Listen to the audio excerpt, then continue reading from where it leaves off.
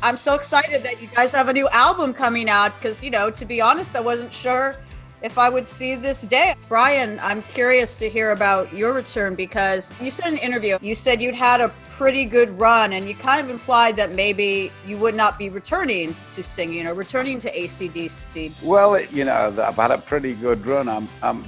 You know, it was the very fact that I had to stop was a terrible thing. I thought I was a very lucky man because had such a good time. You know, it wasn't anything terminal. And there was a lot of people in the world who are having a much harder time than me. So I couldn't feel sorry for myself for long. And then thankfully, technology comes along. It's a wonderful world now. Technology, it moves faster and faster. And this fabulous man had an idea and he wanted to share it with me. We worked for about 2.5 years on this thing. We got together in Holland and Angus very kindly said, let's rehearse while we're here shooting the video. We got together and as I said, you know, when Angus said, well, let's go, you know, and I said, right, battlefield conditions, you know, I want the full lineup and, you know, whack it out.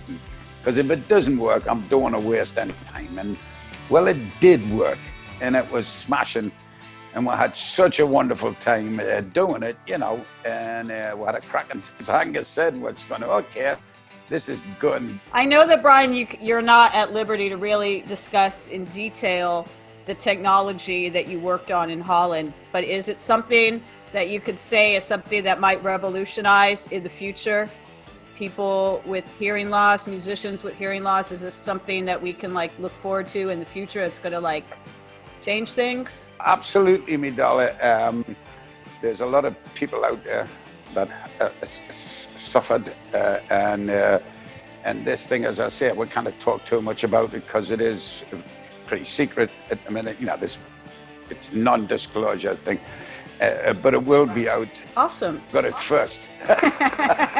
Obviously, you're a very resilient band. Over the years, since 1980, AC/DC has been through a lot of things in the last 4 or 5 years. And I'm curious, was there ever any consideration of just stopping, ending the band, you know, maybe not necessarily Axl Rose, he did sit in for a while, but like finding another permanent singer? Well, the only reason why we had someone help us out, it came out of the blue. He offered to do that. It was not a case of looking for, you know, something else. It was a case of, you know, you wanting to know that, you know, and Brian had been, you know, working, even before we got together for the album, he'd been working out with these people and he was getting a lot of great results, kept us updated, you know.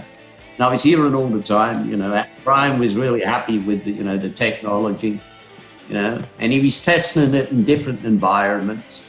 So I knew that when we got to, you know, when we said we're going to get together in a studio and everything, I knew straight away, you know, if he was saying that, he was ready. And it was really good, even Cliff, you know, because Cliff had, you know, I'd asked Cliff at the end of the tour, if I'm going to do anything, you want me to give you a yell? And Cliff said, yeah, of course. That was really good. Cliff came on board and Phil was really good at my brother's funeral. I was really glad he had come and he really looked great. He was in great shape and he'd been sorting out his problems he'd had. You know, he'd been working with therapy people and he was really good. He was best I saw him in health. So I kept in contact with Phil and it was good, you know, because he was raring. He said, I'll be there with bells on, you know, in the studio.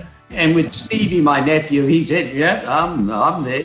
You name the date, I'm there. That's how it all came to be, and everyone was, you know, happy to be, you know. It's the unit, it's what we, you know, and it's what the world has seen since 1980. I mean, my brother's not there, that would be the, you know. The Power Up record, it almost exactly coincides with the 40th anniversary of what was a kind of another comeback in AC/DC's career, the Back in Black album, which is like, you know, a complete against all odds story. In one way, yeah, you can say that. Because, you know, out of a tragedy, you know, Brian shone through. Brian came in to, you know, do the role of front man, doing Back in Black. But at the time, we didn't even know, you know, we were going into the unknown then. So, but, you know, we knew we had a great album, we knew we had great songs, and we knew we had a unique character in Brian singing. you can only but hope you strike a chord with the public.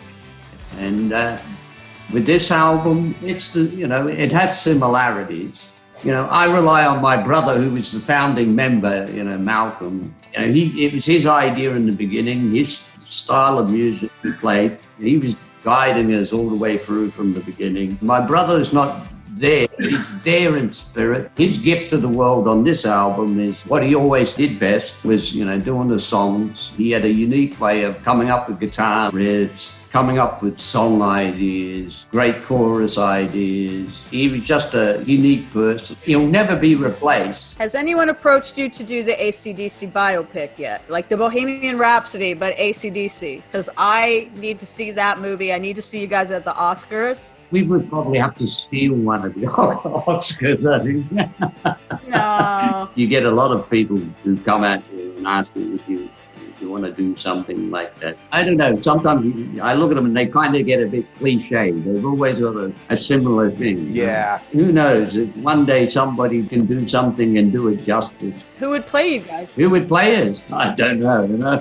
Yeah, for me, it needs to be very handsome, Somebody like Brad Pitt would do, or somebody. There you go. Somebody, with a spring in their step, and would have to have good-looking knees. What about you, Brian? Who would play you? George Clooney, probably. Okay. No, but if they ever did that about us, me darling, it would probably be, a Netflix epic season. To try to nearly 50 years of a band through the different, the adventures, the tragedies, the hits, whatever. It would take forever. It's kind of maybe a not easy question to answer in one sentence, but what's the secret to your resilience? It's just from the beginning, we had a song called Long Way to the Top, If You Want to Rock and Roll, and that was the story.